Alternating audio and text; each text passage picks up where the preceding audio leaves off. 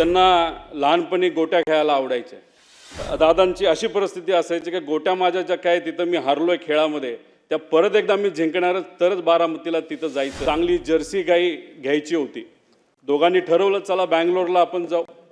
दोघं गेले बँगलोरला। अजित काकांचा जन्म हा अहिल्यानगर जिल्ह्यामध्ये राहुरी तालुक्यामध्ये प्रवरा देवळाली मधला।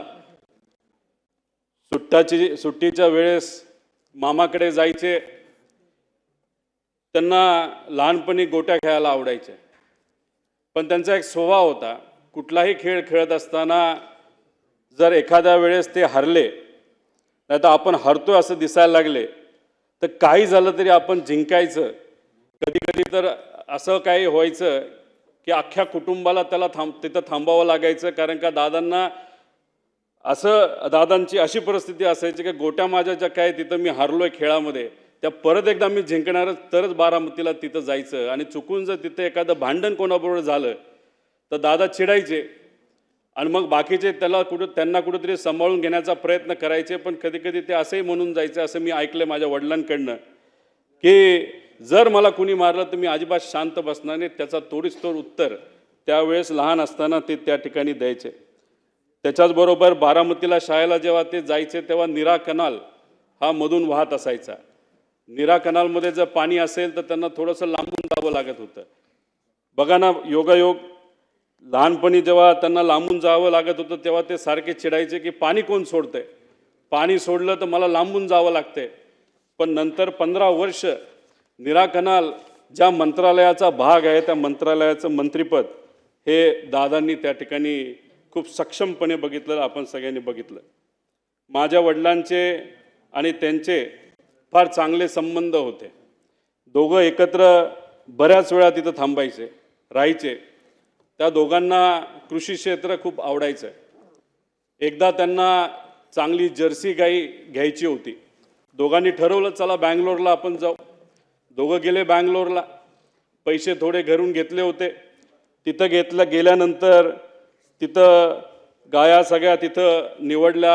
आता कसं जायचं तर बजाजचा एक मोठा टेम्पो असायचा जो काही ट्रॅक्टर नाही तर गाड्या घेऊन यायचा, त्याच्यामध्ये तो बुक केला, त्याच्यामध्ये गाई ठेवल्या। बँगलोरपासून ते बारामतीपर्यंत मग शेण साफ करणं असेल, दूध काढणं असेल, पाणी देणं असेल, दूध काढलेलं विकणं असेल, या सगळ्या गोष्टी अजितदादांनी आणि माझ्या वडिलांनी तिथं केल्या। आणि हे करत असताना कधी बोलून दाखवलं नाही। सहसा सगळ्यांची सवय असते की आमचं लहानपण कसं होतं, किती अडचणीचं होतं, हे सातत्याने अनेक लोक तिथं बोलून दाखवतात, पण दादांनी कधी ते तिथं बोलून दाखवलेलं नाही। त्याच्याचबरोबर असेही काही अनुभव मी ऐकलेले आहेत की जेव्हा लहानपणी ते श्रीनिवास काका असतील असं चालत मातीच्या रस्त्याने जायचे आणि जात असताना जेव्हा रस्त्यावर एखादा दगड असेल, काटा असेल ना तर काही असेल तर ते साईडला सारून ठेवायचे, की त्यांचं म्हणणं असायचं की ठीक आहे आपण आता चालतोय, आपल्याला दगड दिसतो तर तो बाजूला करूया, म्हणजे मागून येणारी एखादी गाडी असेल, बैलगाडी असेल, त्याला कुठं त्या ठिकाणी त्रास होऊ नये।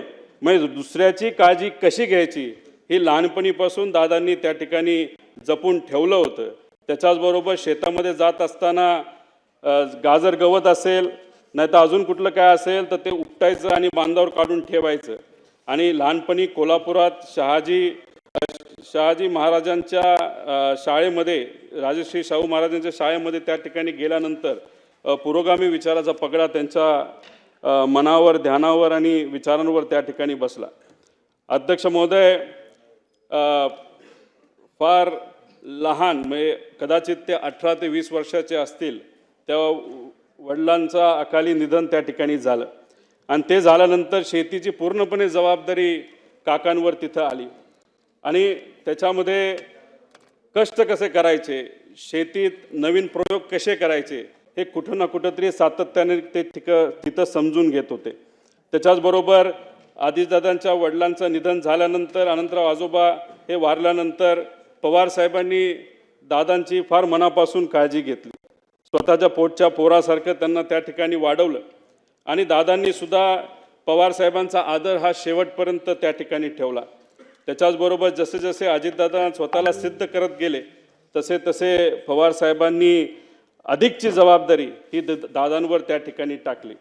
शेतीमध्ये बोलत असताना शेतीमध्ये नवीन टेक्नॉलॉजी आपल्याला कशी आणता येईल, यासाठी अजितदादा नेहमी तिथं प्रयत्न करत.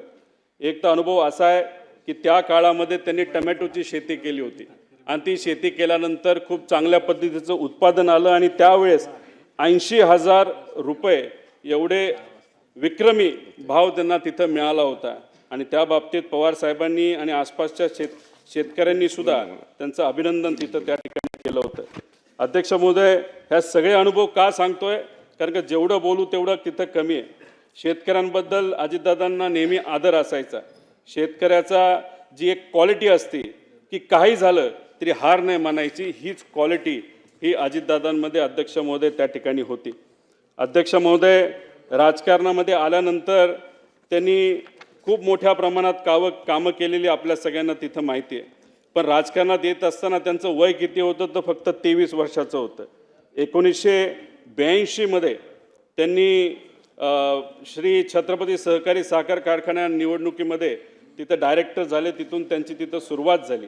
त्याच्यानंतर जिल्हा सहकारी बँक, शिक्षण संस्था, दूध संस्था, क्रीडा संस्था, खासदार, आमदार, मंत्री, कॅबिनेट मंत्री, विरोधी पक्ष नेते, अशा पद्धतीने विविध पदं भूषवली. पण त्या पदं भूषवत असताना खूप मनापासून त्या पदासाठी न्याय देण्याचा प्रामाणिकपणे त्यांनी त्या ठिकाणी प्रयत्न केला.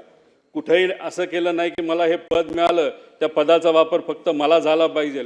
सकाळपासून संध्याकाळपर्यंत लोकांच्या हितासाठी त्यांनी त्या ठिकाणी काम केलं.